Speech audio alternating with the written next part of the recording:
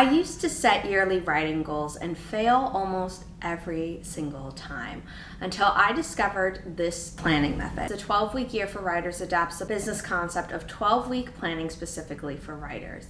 Most people set ambitious goals in January and then spend the rest of the year either trying to frantically catch up or give up entirely. The problem isn't lack of motivation or necessarily even discipline. It's that annual planning creates a psychological distance that makes goals feel less urgent and harder to track.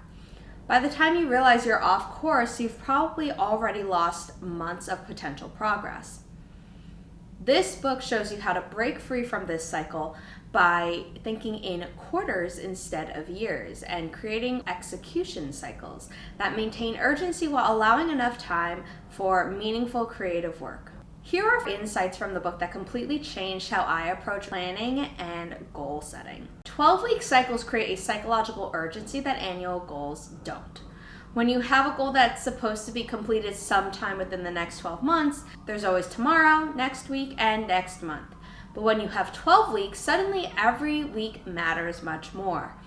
Moran explains that this isn't just about artificial deadlines. It's about working with how our brains process time and priorities. We are much better at estimating what we can accomplish in shorter time frames than longer ones. When you try to plan a full year, you're essentially guessing about future circumstances, energy levels, and available time. But in 12 weeks, you can see that much more clearly. And this makes planning much more realistic and your execution more focused. Traditional publishing actually operates on 12-week seasons, and understanding this gives you a strategic advantage. Spring is March through May and often feature literary titles and books that miss the holiday rush. Summer, which is June through August, include beach reads and books that can handle lighter attention, like romance. Books which are coming out in September through November are the prestige releases. These are the books that publishers expect to generate serious buzz. And then you have holiday books, which are December through February. These are gift books, cookbooks, and anything that benefits from holiday shopping. So if you understand these rhythms, you can plan your writing, your submissions, your marketing, and even your personal reading to align with industry expectations. You're not working randomly. You're working strategically within the existing structure of how books actually get published and promoted. In my query writing course, I talk about when you should be timing your queries, and it goes into this a little bit more. You can sign up at the link down below. Shorter cycles allow for rapid course correction instead of losing entire weeks, months, or years to bad strategies, which leaves you with two options. Either keep going with a plan that doesn't work or giving up, because either way, you're not going to meet the deadline you initially set. However, with 12-week planning, you get your feedback quickly. If your routine isn't sustainable, you are going to know because you are keeping a closer eye on things because the finish line is much closer. If your project is more complex than expected, you can adjust within a few weeks instead of a few months. And if your marketing approach isn't working, you can pivot for the next quarter instead of wasting the rest of the year. Quarterly planning forces you to think strategically. When you have a year to work with, it's easy to think you can do everything. Write 3 novels, learn social media marketing, start a successful blog, query agents, attend conferences, read 100 books. It all seems possible when you're thinking about 365 days for each goal. But when you combine all that together, it is much less realistic. When you only have 12 weeks, you have to choose and narrow down what you are picking. It forces you to think about what matters most right now and then lets you maximize your effort towards those things. Maybe this quarter is all about finishing your first draft or your current draft, or learning how to write a query letter like in our paid course. You're not trying to do everything at once, which means you can actually do each thing well. It's the same concept behind there being different levels of editing in a manuscript.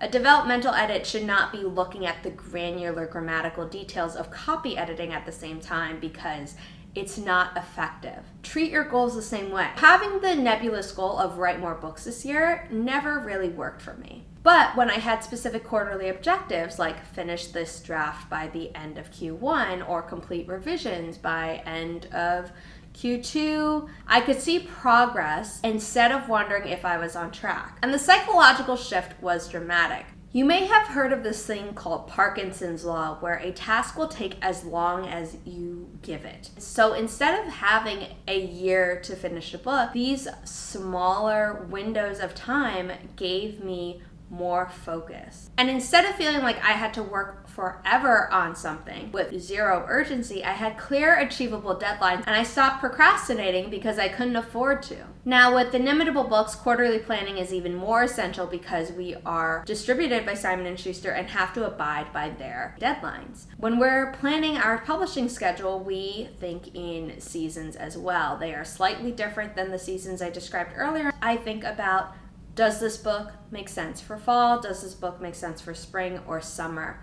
How do our production timelines align with these industry expectations? Would it make more sense to bump a book or hold a book back? And this isn't just about our internal deadlines, but it's about positioning our books for success within Simon & Schuster's lineup and the broader publishing ecosystem. I track everything in my bullet journal and other productivity tools that I have covered in our Get Organized video, which I will link up here. But the underlying framework is always the 12-week cycle that we've been discussing in this video. I review and adjust monthly, sometimes even weekly, but my major planning happens quarterly. And at the end of each quarter, I evaluate what worked and what didn't and what I want to focus on or need to focus on next. This regular reflection and adjustment keeps me from drifting or losing momentum. And the most valuable part of this has been learning to say no to things that don't fit a current quarter's priorities. If you want to try this out yourself, take your biggest current writing or author career related goal and break it into quarterly milestones. I know we're already in Q4 for 2025, so if you want to start planning for 2026, do whatever works for you. But don't just divide by 4. Really think about the logical sequence of what you can accomplish in each 12-week period. Once you have your quarterly breakdown, specific measurable objectives. I took a class on the science of success in undergrad, which was super cool. And we talked about SMART goals, which you might have heard of, but it is an acronym, and I will put what that means up on screen here. But you want to set goals that are measurable so that you can actually tell if you're making progress. So, what exactly will you have accomplished by the end of the 12 weeks? You need to write it down, put it somewhere visible, and then check in with it regularly. I recommend weekly. And after the end of the first quarter of this challenge, you want to do an honest review. What worked, what didn't, what are you going to do differently? This reflection is crucial because it's how you improve your planning and execution over time.